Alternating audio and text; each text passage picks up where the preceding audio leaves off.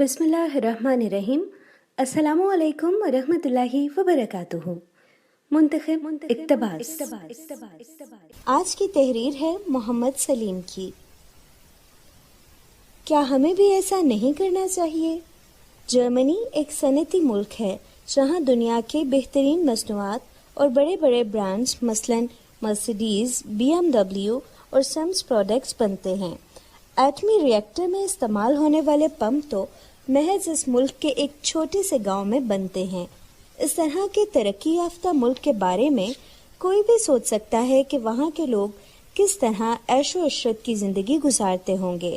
کم از کم میرا خیال تو اس وقت تک یہی تھا جب میں پہلی بار اپنی تعلیم کے سلسلے میں سعودی عرب سے جرمنی جا رہا تھا۔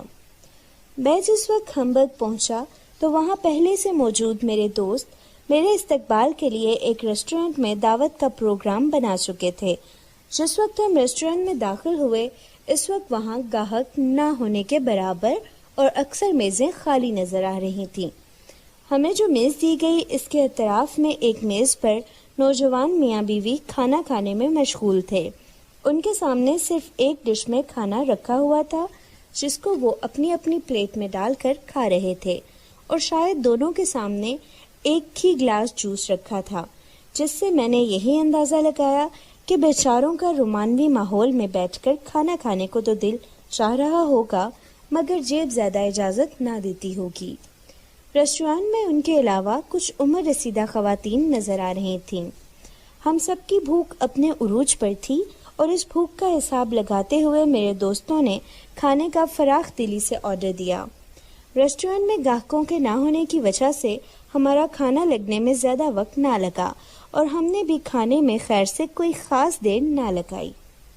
پیسے ادا کر کے جب ہم جانے کے لیے اٹھے تو ہماری پلیٹوں میں کم از کم 1/3 کھانا ابھی بھی بچا ہوا تھا۔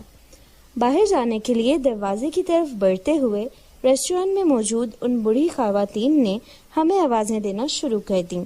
ہم نے مڑ کر دیکھا تو وہ ساری اپنی جگہ کھڑی ہو کر زور زور سے باتیں کر رہی تھیں، اور ہم نے یہی اندازہ لگایا کہ ان کا موضوع ہمارا ضرورت سے زیادہ کھانا طلب کرنا اور اس طرح بچا کر ضائع کرتے ہوئے جانا تھا۔ میرے دوست نے جواب دیا کہ ہم نے جو کچھ آرڈر کیا تھا اس کے پیسے ادا کر دیے ہیں، اور تمہاری اس پریشانی اور ایسے معاملے میں جس کا تم سے کوئی تعلق نہیں بنتا اس میں دخل اندازی کرنا ہماری سمجھ سے باہر ہے۔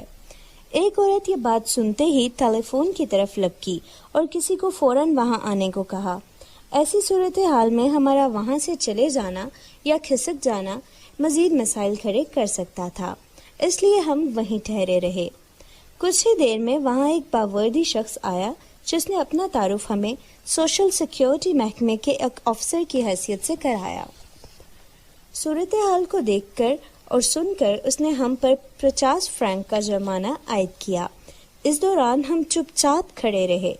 میرے دوست نے آفیسر سے معذرت کرتے ہوئے 50 فرانک جرمانہ ادا کیا اور اس نے ایک رسید بنا کر میرے دوست کو تھما دی۔ آفیسر نے جرمانہ وصول کرنے کے بعد شدید لہجے میں ہمیں نصیحت کرتے ہوئے کہا کہ آئندہ جب بھی کھانا طلب کرو تو اتنا ہی منگاؤ جتنا تم کھا سکتے ہو۔ تمہارے پیسے تمہاری ملکیت ضرور ہیں مگر وسائل معاشرے کی امانت ہیں۔ اس دنیا میں ہزاروں لوگ ایسے بھی ہیں جو غذائی کمی کا شکار ہیں۔ تمہارا کوئی حق نہیں بنتا کہ تم کھانے پینے کی اشیاء کو اس طرح ضائع کرتے پھرو۔ بے عزتی کے احساس اور شرمساری سے ہمارے چہرے سرخ ہو رہے تھے۔ ہمارے پاس اس آفیسر کی بات کو سنتے اور اس سے اتفاق کرتے رہنے کے سوا کوئی چارہ بھی نہیں تھا۔ ذہنی طور پر ہر اس بات کے قائل ہو چکے تھے جو اس نے ہمیں کہی تھی، مگر کیا کریں، ہم لوگ ایسے ملک سے تعلق رکھتے ہیں جو وسائل کے معاملے میں تو خود کفیل نہیں ہے، مگر ہماری عادتیں کچھ اس طرح کی بن گئی ہیں کہ ہمارے پاس کوئی مہمان آ جائے تو اپنا منہ رکھنے کے لیے یا اپنی جھوٹی عزت یا خود ساختہ اور فرسودہ روایات کی پاسداری کی خاطر دسترخوان پہ کھانے کا ڈھیر لگا دیں گے۔ نتیجتاً بہت سا ایسا کھانا کوڑے کے ڈھیر کی نظر ہو جائے گا جس کے حصول کے لیے کئی دوسرے ترس رہے ہوتے ہیں۔ سچ تو یہ ہے کہ ہمیں اس بات کی اشد ضرورت ہے کہ ہم اپنی ان بری عادتوں کو تبدیل کریں اور نعمتوں کا ضیاع اور اس طرح کا کفران نعمت نہ کریں۔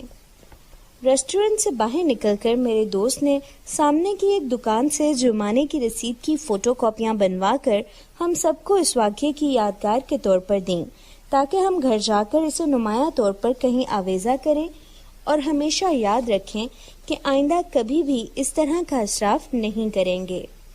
جی ہاں، آپ کا مال یقیناً آپ کی ملکیت ہے، مگر وسائل سارے معاشرے کے لیے ہیں۔ اگر آپ کو آج کا اقتباس پسند آیا تو اس ویڈیو کو لائک اور شیئر ضرور کیجیے اور میرا یوٹیوب چینل سبسکرائب کیجیے۔ ہما شاہد۔